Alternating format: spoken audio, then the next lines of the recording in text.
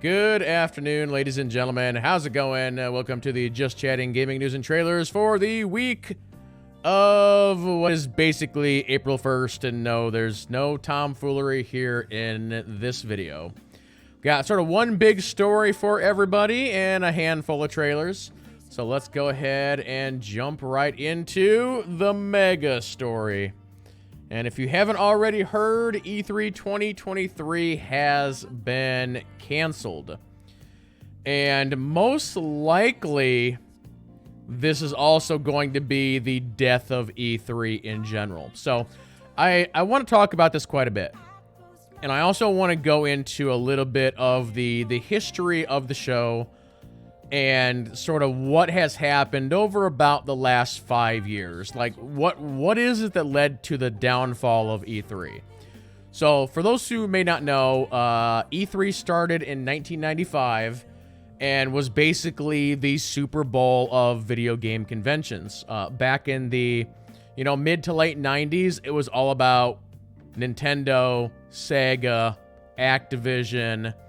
And then later on, you got, Sony and Microsoft with Xbox and that sort of thing. But at its core, it was like the Nintendo Sega show back then. And the show also had two parts. One, you had the press events, which starting in about the early to mid 2000s were streamed for the first time. And then you had the actual show, the show floor experience, which was not open to the public for most of the run of E3. But the press events and the stage demos were not for us, at least not at the start. It was essentially for investors.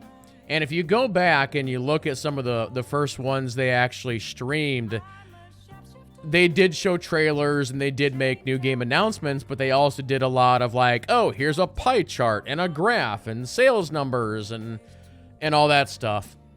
But it was interesting, over the years and you started to get into the mid 2000s and they discovered that there were more fans watching these things than there were sort of, investors and that sort of thing. And so there was a shift that happened where for a few years they tried to make it an investor call that was entertaining, and then eventually it shifted completely over to, all right, this is not for investors at all. Instead, this is all for the fans. And so just before COVID happened, there were a couple things that happened that led to the downfall of E3. One, Nintendo quit doing their stage shows. And so that was kind of the first step that something was going on. Nintendo continued to do their Nintendo Treehouses and digital events during E3 week, but they weren't physically, doing the stage presentations. And then the second big hit is when Sony also just completely quit. For those who might remember, Sony did their final E3 stage show where they showed off Last of Us 2, Ghost of Tsushima, Spider-Man, Death Stranding, and a bunch of other games. It was also the one where they shifted venues. Like they literally started at one place, had everybody walk to another place. And that was not well received. And then from there, Sony was like, all right, fine, we're done. We're just going to do our own thing. And then the third sort of pillar that happened, and this was literally the year right before COVID, E3 happened, and the ESA, which is the company that runs E3, they accidentally leaked a list of content creators and members of the press, their phone numbers, emails, home addresses, essentially all their personal info. And then COVID hit. E3 was canceled that year. They couldn't have a physical presence, which, at that time, a lot of things were shut down. And they were basically just never able to recover from that. Last year, they attempted to do an all-digital showcase that was either 2 or 3 days, But again, it's like they had lost touch with the community. The showcase they did was very, very bad. They did not allow anybody to co-stream it, and that's basically the end of that story. Since then, you've got Jeff Keighley, which has essentially taken over. You have Summer Game Fest, Opening Night Live, and the Game Awards. And what Keighley is doing has seen more viewership than anything E3 ever did. And so, yeah, we're at the point where E3 is basically dead. I've seen some very interesting commentary over the last couple days on, like, how could E3 recover from this if they chose to do so, and it would basically be they would have to start completely over from scratch. You know, start out small, do their own, like, digital showcase. You know, don't do a physical thing anymore, or at least not for the time being.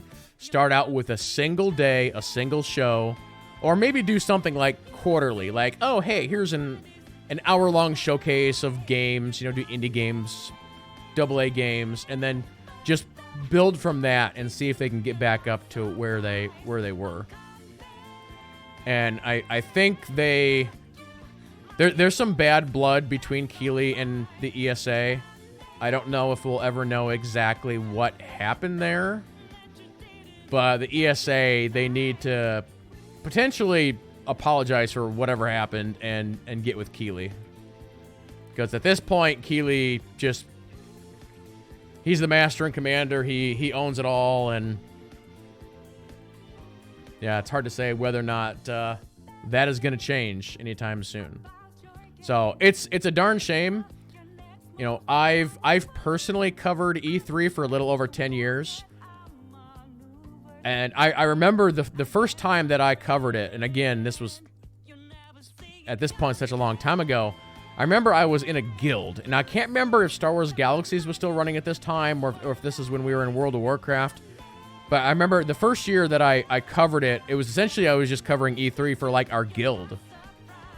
And then from there, and it was just, like, posting on, like, websites and forums and stuff like that. And then from there, we got into the, you know, the digital coverage, the streaming, the YouTube, and all that fun stuff. But I know for me and so many other people, you know, in this community and other content creators, you know, E3 is a week-long celebration of gaming. It's kind of like a second Christmas. It's something that I have really looked forward to for forever at this point. And here in 2023, it's still going to happen, except for it's under Summer Game Fest now. There's still a bunch of shows. We're still going to cover it, but it's just fun to have all of us sort of sit down together, watch these events, you know, celebrate gaming, and hopefully we'll be able to do that for many, many more years to come. It sucks that, you know, it's not E3 doing it anymore.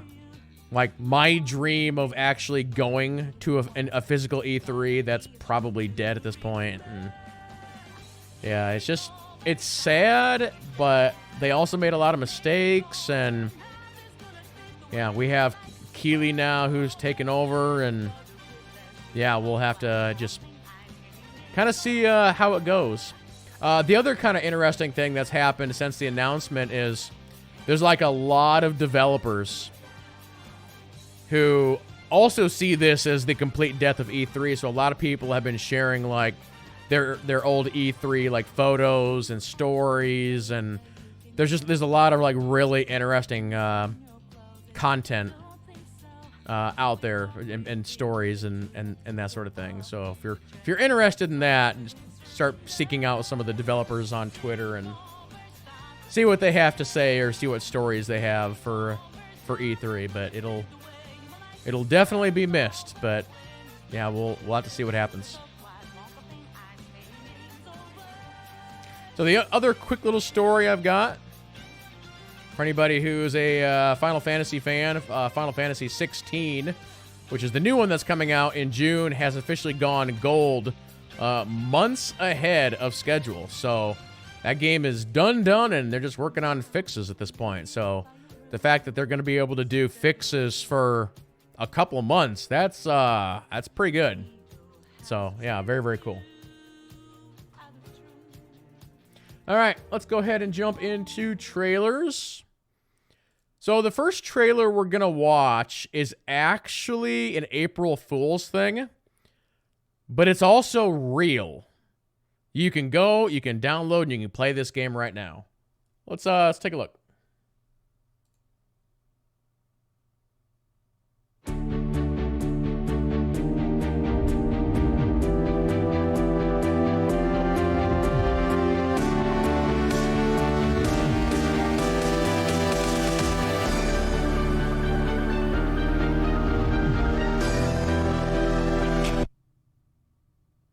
Sonic's dead.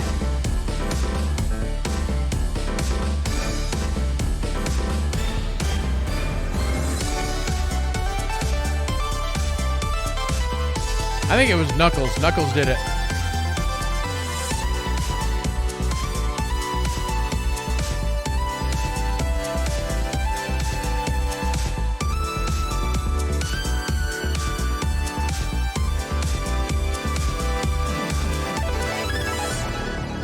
The Murder of Sonic the Hedgehog, and it is free. And the game is also getting very, very good reviews. So that's a fun little April Fools. Sega's just like, here's a free game that we made. Yeah, it's like a point-and-click little adventure game. Very, very cool. I might have to try it. All right, next up, we have an announcement for a brand new game called Odenfall. Let's take a look.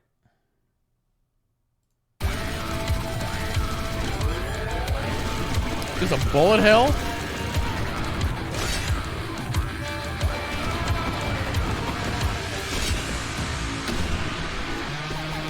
Oh, it looks like, okay, it's just a twin stick shooter.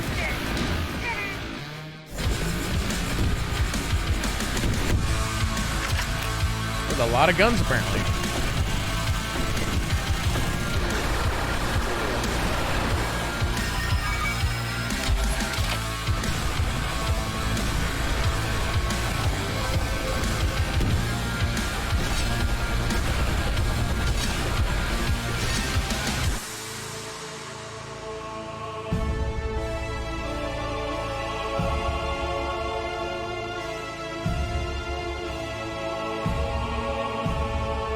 Dun, dun, dun. Wishlist on Steam. Join the alpha. All right. Since the games never stop releasing, we have the launch trailer for Terra Nil. Let's take a look. There's so many games coming out. It's just it's too much.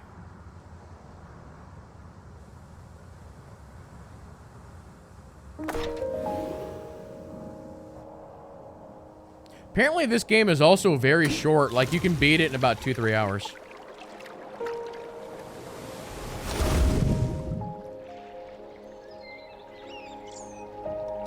It's all about bringing life back to a dead planet, so it's kind of like a reverse city builder.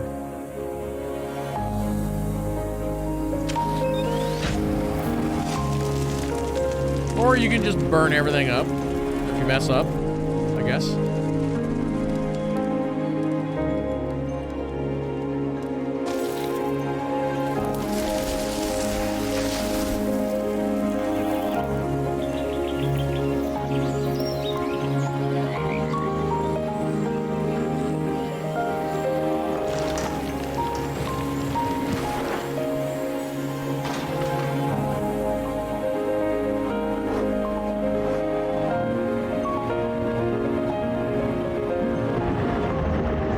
They're going to have them flying around Chicago in a couple years. And I'm serious. Go look it up. It's a real thing. All right. Next up, we have the gameplay trailer for Shattered Haven. I don't remember if this is a game we've seen or not. Which game is this? It's getting a lot of awards.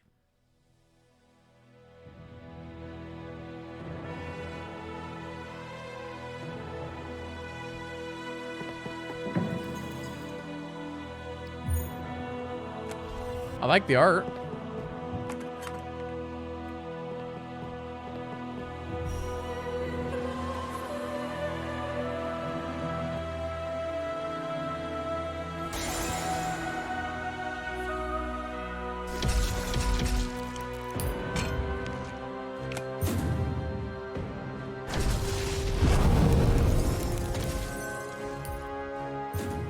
I really like, yeah, the art and presentation on this is pretty nice.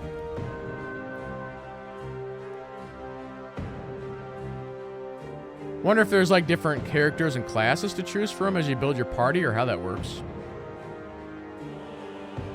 There's missions. You're going through a skill tree? Talents? Now this is like a pretty good RPG.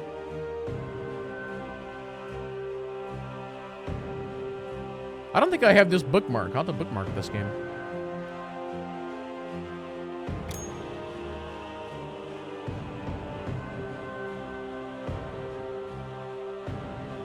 That's got potential.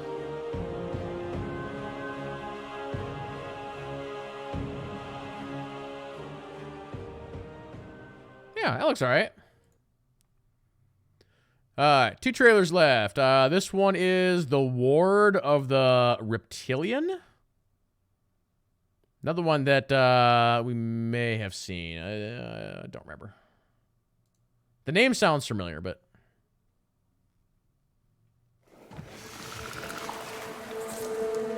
Oh, this is being done by Crytek?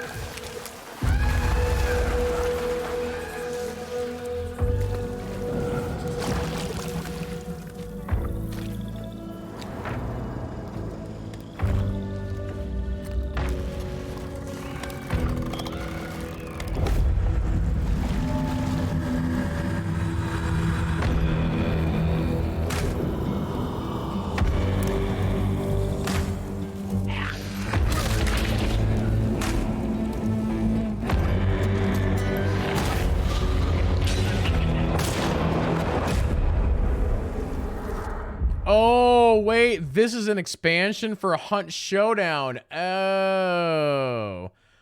Okay. I thought that was a new game, not an expansion. Okay. Final trailer of the day, we have the story trailer for Everspace 2, presented in 4K. Dax, that body we just found. When I saw it, it felt like that was still me in there. Your DNA scans show that you're a military clone pilot. No wonder you bettered my predecessor. What if I broadcast your profile? You may not like who'll come looking for me. Hundreds of loose cannons like you roaming the region and causing problems. Something had to be done about it. There's something of great value in the DMZ. One big, easy job. It'd be my ticket out of here, and yours too. Your authority, your traitors, your lies, and your filthy presence have no place here. They call themselves Okar Prime. Any opportunity to trigger a new war would suit their purposes perfectly. It is time to be clear about your allegiances. We can leave you in peace. Or I can put you and your companions on a high-priority eliminate list. Which will it be? You don't understand what's at stake. So, are you in?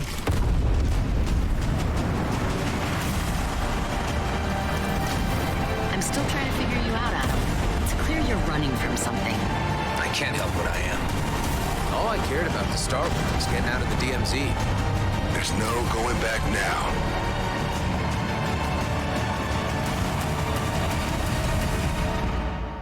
Things are looking up, Hive. I think I see light at the end of the tunnel. So soon. Dun dun dun. That game's coming out. It's also on Game Pass. I will be streaming that. I don't know when, but I will be streaming it. Don't know if I'll actually finish it, but we'll see. We'll see. For those who are watching on YouTube, that'll go ahead and do it for the video. So thank y'all so much for watching, and we'll see you in the next one.